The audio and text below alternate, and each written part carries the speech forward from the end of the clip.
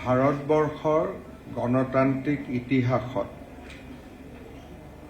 12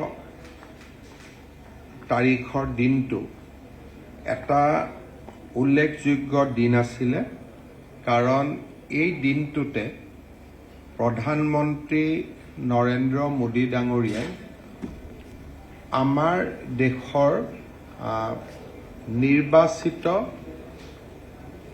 প্ৰধানমন্ত্ৰী হিচাপে নিৰন্তৰভাৱে কাম কৰাৰ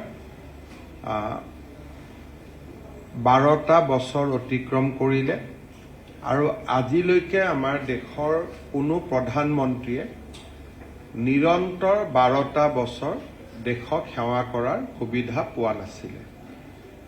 যদিও আমি কেতিয়াবা কওঁ যে জৱাহৰলাল নেহেৰু দেশৰ আটাইতকৈ দীৰ্ঘকালীন প্ৰধানমন্ত্ৰী আছিলে, কিন্তু 47ৰ পৰা 52 চনলৈ তেওঁ মনোনীত প্ৰধানমন্ত্ৰী আছিলে। He was not elected prime minister. 1952ত আমাৰ দেশৰ প্ৰথম গণতান্ত্ৰিক নিৰ্বাচন হয়।